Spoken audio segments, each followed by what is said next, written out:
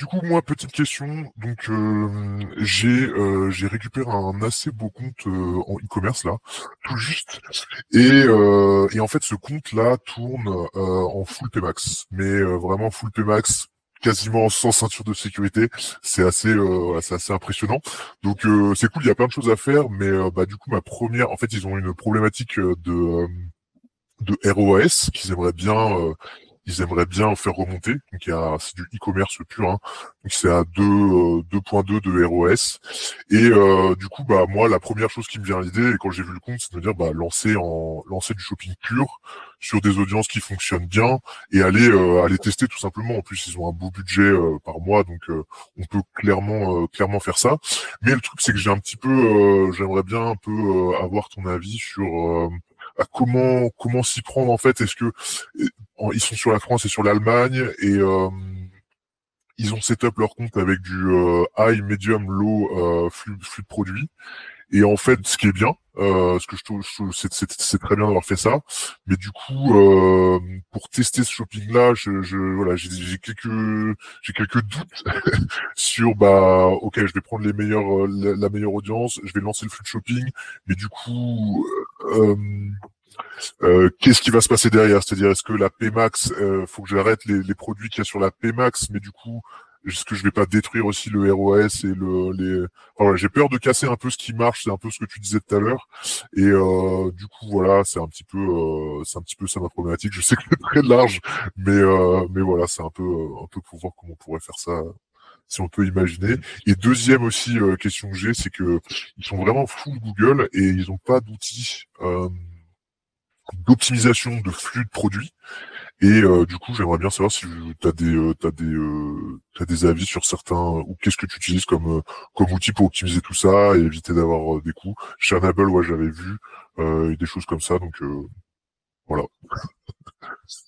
Hop, écoute, probablement qu'une des premières choses que j'aurais envie de faire, c'est de dépémaxiser. Alors, comment tu peux dépémaxiser intelligemment?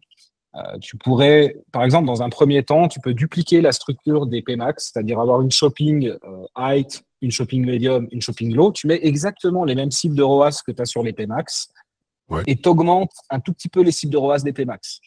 Donc, tu commences déjà à créer un décalage et à dire, finalement, je double la donne. Là, je suis à exactement ce que je visais aujourd'hui et les Pmax, je commence à les tirer un peu plus vers le haut pour essayer d'aller chercher un peu plus de rentabilité là-dessus. Finalement, peut-être qu'elles vont prendre un peu moins parce que tu mets une cible plus haute, mais les autres sont comme du fallback. Elles vont récupérer ce que la Pmax ne prendra plus. Et puis, au fur et à mesure, comme tu as du contrôle dans tes shoppings, tu vas pouvoir raisonner produit par produit et pouvoir aller ajuster un peu tes enchères intelligemment et retrouver du contrôle. Donc, ça, pour la partie shopping, c'est probablement une des premières choses que je ferais. Ensuite, Juste pour que je comprenne bien, tu baisses le ROS tu baisses la cible de ROS sur les Pmax. Non, t'augmentes la cible de ROS sur les Pmax oui, en maîtrisant plus facilement celle du shopping. Ok. Et au niveau Et, du budget, tu fais quoi? Tu fais un transvasement progressif sur. ouais, ouais. ouais. Ok.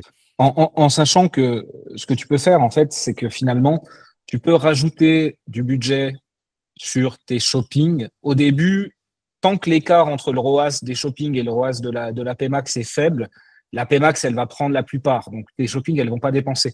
Et justement, pour pas mettre un coup de pied dans la fourmilière et tout dérégler d'un coup, il faut que tu y ailles progressivement. Donc, par exemple, admettons, tu es à 220% actuellement, tu mets tes shoppings à 220%, puis tu pourrais commencer à mettre tes Pmax à 250, 260%, et puis tu augmentes petit à petit. Tu leur laisses une semaine, parce que Pmax, il leur faut un peu de temps quand même. Tu envisages ça dans le temps. Tu envisages le truc sur 1 mois ou 2 mois, Ouais, tranquille, histoire de pas justement aller tout ouais, dérégler. c'est ça qui me faisait peur. Ouais. Bien sûr, Ok. bien sûr. Donc, en soi, en faisant ça, tu prends pas de risque, puisque de toute façon, Pmax, elle prendra l'ascendant, quoi qu'il en soit, au début. Par contre, au fur et à mesure où tu vas augmenter la cible de ROAS des Pmax, les shoppings, elles vont monter en puissance. Et puis bah là, tu as plus de contrôle, tu peux ajuster produit par produit, etc. Et donc ça, c'est sur la partie Pmax. Ensuite, je réponds à ta question sur la partie flux. Alors nous, on est Channable à fond. Aujourd'hui, Ok. tous nos clients sont sur Channable. D'une part, ça accélère évidemment l'optimisation des flux. C'est quand même le nerf de la guerre, l'enrichissement des titres, etc. Faire des A/B tests sur des images, par exemple, etc. Donc ça, c'est vraiment top. Et aussi, derrière, quand tu as Channable, tu n'es pas obligé d'avoir Channable pour faire ça, mais ça te simplifie la tâche de ouf. Tu peux créer des campagnes DSA par produit, basées sur ton flux. Donc, en fait, tu as des campagnes search qui viennent doubler la donne. Alors, tu choisis tes produits, évidemment. Un des trucs aussi que tu peux faire avec ton client, c'est une vraie analyse produit. C'est-à-dire qu'il y a forcément des produits qui diffusent, qui coûtent de l'argent, qui ramènent rien.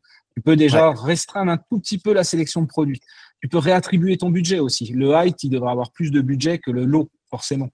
Donc, tu vas avoir une stratégie intelligente en fonction des performances, à lui pousser plus de budget pour ce qui marche et en donner moins pour ce qui marche moins. Ouais, c'est exactement ce que je leur ai dit.